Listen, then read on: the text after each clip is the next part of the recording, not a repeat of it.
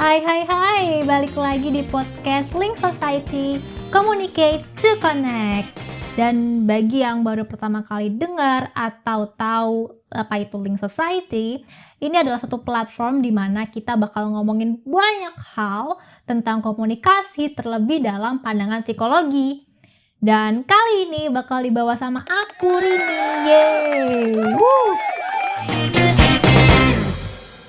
Pernah gak sih kalian lagi pas pergi ke mall nih buat beli barang yang sebelumnya itu udah kalian catat nih based on survei kalian dari review di sosmed atau kalian lihat endorsean selebgram gitu. Terus pas lagi nyari barangnya, ternyata kalian tiba-tiba didatengin nih kan sama mbak-mbak SPG gitu. Ayo kakak, bisa dilihat dulu. Ini lagi ada diskon spesial hari ini aja loh kak. Hal yang aku pribadi rasain tuh kayak, duh diskon nih. Hari ini doang lagi, tapi kayak sayang duitnya gitu. Jadinya kan kita ngomong, enggak kak, enggak dulu, lewat-lewat dulu aja kak gitu. Kak, kalau ini gimana? Nanti nih ada diskon bonusnya lagi loh kak. Ada diskon spesial dan ini juga stoknya terbatas kak, limited edition. Dan apa yang dibicarakan sama mbak-mbak itu tuh kayak kadang ngebuat aku sendiri tuh berakhir dengan pulang bawa barang-barang yang gak pernah ada di catatan belanja aku gitu. Dan kalau misalkan kita lihat di mana cara seseorang mempengaruhi orang lain, ini merupakan suatu teknik di mana seorang itu akan berusaha mengubah sikap, batin, keyakinan, respon emosional, dan bahkan tindakan orang lain yang nantinya disebut sebagai persuasif. Dan kenapa sih seseorang ini melakukan komunikasi persuasif? Dan komunikasi persuasif ini dilakukan untuk seseorang bisa mempengaruhi pendapat, perasaan, dan perilaku orang lain agar sesuai dengan keinginan komunikator atau kita sebutnya sebagai persuader. Ada 5 faktor yang menjadi penentu sukses atau tidaknya suatu kalimat komunikasi persuasif ini. Yaitu yang pertama adalah bahasa dan makna dalam komunikasi persuasif.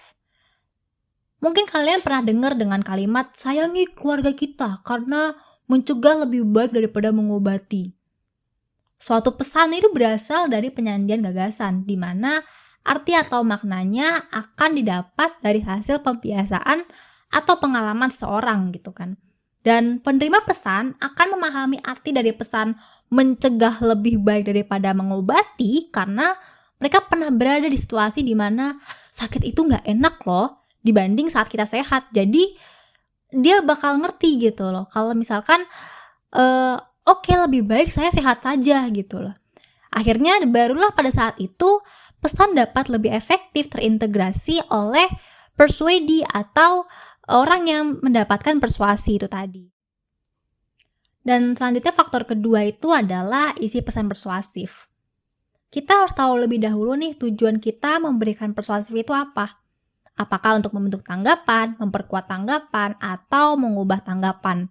Dan ketika kita membentuk suatu tanggapan, maka persuader di sini tuh harus mampu menyambungkan gagasan baru dengan nilai-nilai yang telah melekat di masyarakat. Seperti kayak kita akan menggunakan pendekatan nilai-nilai kekeluargaan dalam isi pesan persuasif ketika sasaran kita adalah orang-orang Asia gitu atau orang-orang yang dengan budaya ketimuran.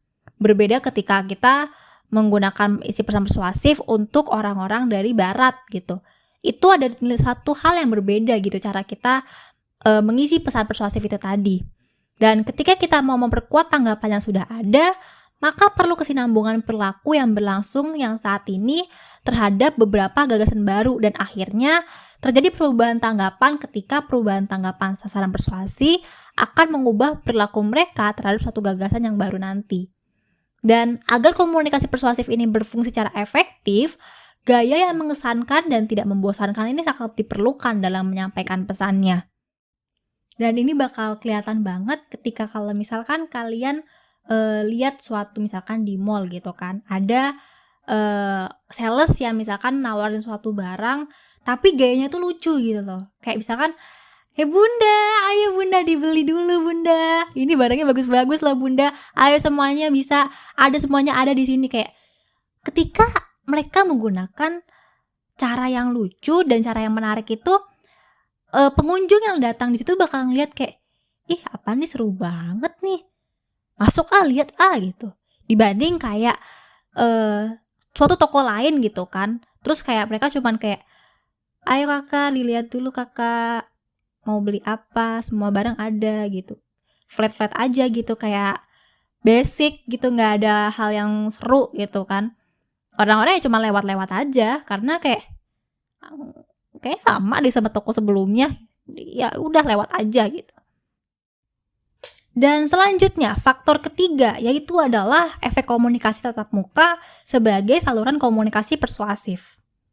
Pasti di antara kita pernah dong ya menemukan atau membaca satu kalimat yang punya tujuan memotivasi di sosial media gitu. Misalkan di Instagram atau Twitter atau bahkan di Facebook dengan banyak banget.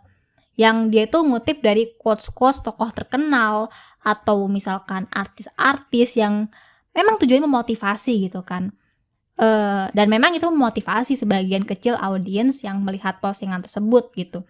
Tapi suatu motivasi atau kalimat persuasif ini dapat memberikan dampak yang lebih besar jika itu berasal dari kalimat persuasif yang diberikan dari komunikasi tatap langsung atau direct communication. Hal ini dikarenakan persuader dan persuadee saling berhadapan dan berinteraksi secara langsung dan saling dapat melihat gitu kan, sehingga situasi tatap muka ini memungkinkan persuader akan melihat dan mengkaji dari persuadee secara langsung. Makanya ada suatu perbedaan efek ketika kita melihat acara demo suatu produk di TV dengan yang kita lihat di mall gitu kan, misalkan tengah mall. Kalau misalkan kita orang yang lihat di TV gitu kan, nyalain TV terus misalkan pas lagi iklan gitu kan, sering banget nih waktu pas Ramadan kan, nungguin jam buka puasa, pasti ada aja kayak demo, misalkan demo masak sekalian dia nawarin produk, misalkan produk tepung gitu kan, atau misalkan produk panci gitu. "Ibu-ibu, ini bakal anti gores, masakan jadi cepat lebih matang dan segala macam bla bla bla." Terus didukung dengan, "Ayo ibu-ibu, udah ada 1.000 orang yang beli, sebentar lagi barang sudah habis," dan bla bla bla. Sementara kalau misalkan di mall nih, mereka masak di tempat langsung gitu kan, produknya sama nih, misalkan panci gitu.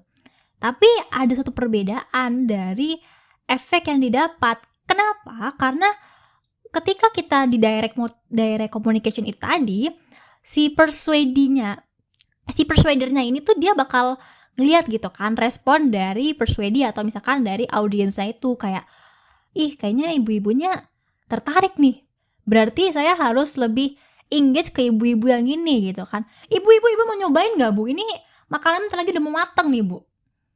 Atau kalau misalkan tanggapan audiensnya tuh kayak biasa-biasa aja gitu, dia bakal berusaha buat nyari cara gimana caranya supaya dia bisa dapetin attention dari audiensnya itu tadi, dan itu sehingga ketika direct motivation itu dapat berlangsung secara lebih efektif karena dia bisa tahu nih responnya dari persuadee itu kayak gimana aja secara langsung. Dan faktor keempat adalah efek interaksi kelompok sebagai saluran dalam komunikasi persuasif.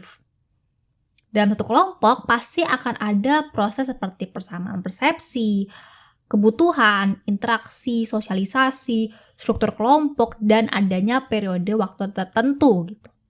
Dan penggunaan energi kelompok pun akan dipengaruhi oleh sintalitas grup atau kepribadian grup seperti kebersamaan, dinamika, temperamen, dan kemampuan kelompok.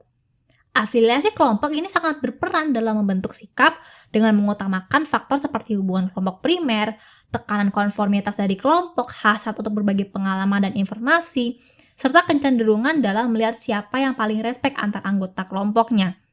Misalnya, dalam suatu kondisi pandemi nih kan kayak sekarang, dan dilakukan komunikasi persuasif oleh pemerintah atau dari tim kesehatan gitu. "Ayo kita vaksin."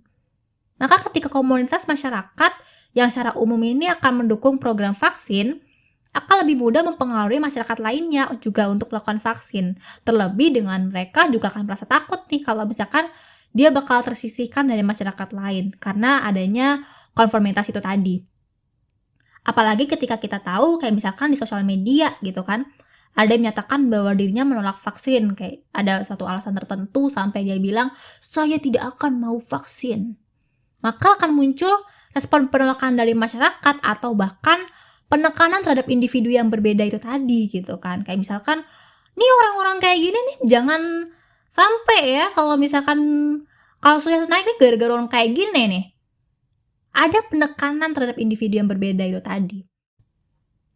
Dan karena penekanan itu tadi, seorang individu bakal kayak, nih kalau aku ngelakuin kayak gini, ini salah nggak ya?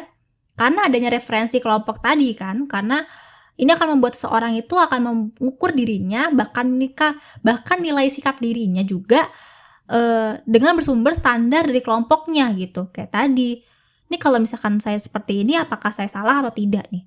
Kalau saya begini, ini bener apa enggak ya? Sehingga dari sini kita tahu nih efek persuasi yang dapat kita lihat dari dua aspek itu, yaitu adalah karena kepaduan dan juga konformitas kelompok. Dan yang terakhir atau yang kelima itu adalah penerimaan dan pengaruh komunikasi persuasi. Ketika kita menerima persuasif, persuadi akan menerima stimulus, menafsirkan, memberikan respon, mengamati akibat respon, menafsirkan kembali, memberikan respon baru, menafsirkan lagi, dan seterusnya. Yang mana ini akan dilakukan berulang-ulang terus hingga persuadi ini mendapatkan kebiasaan memberikan respon yang dalam suatu cara tertentu terhadap suatu stimulus tertentu itu juga. Dan konsep dari pengaruh ini berawal dari asumsi yang dikemukakan oleh teori tentang tingkah laku manusia yang menyatakan bahwa manusia bertindak di bawah ketegangan fisiologis karena adanya ambiguitas dan ketiadaan bentuk. Sehingga dengan demikian keinginannya untuk mempengaruhi adalah satu keinginan untuk mengurangi ketegangannya sendiri dengan mengurangi ambiguitas dengan cara mengurangi ketidakpastian tentang hakikat di lingkungannya. Dan secara fisiologis tuh seorang individu memiliki keseimbangan yang memungkinkan persuasi untuk menyesuaikan dirinya dengan lingkungan fisiknya. Individu tersebut tuh dapat menghasilkan keinginan untuk ketetapan struktur dalam pengamatannya karena itu suatu respon yang tidak selamanya bersifat positif. Jika memiliki respon yang sama, itu malah dapat mengakibatkan akibat yang negatif nantinya. Dan hambatan yang muncul dalam proses komunikasi persuasif ini dapat datang dari bagaimana cara persuadi memandang atau menerima pesan persuasif. Apakah itu dogmatisme, stereotip, dan pengaruh lingkungan mungkin saja muncul di antara persuadi. Tapi hambatan ini tidak sepenuhnya akan merusak proses komunikasi apabila persuadernya ini memahami kondisi dan karakteristik persuadi yang dengan baik dan tepat. Sehingga bagaimanapun kondisinya pun ketika dia bisa memahami kondisi, dia bisa mengubah caranya, menyesuaikan caranya, maka persuasif itu tetap dapat berjalan secara lancar.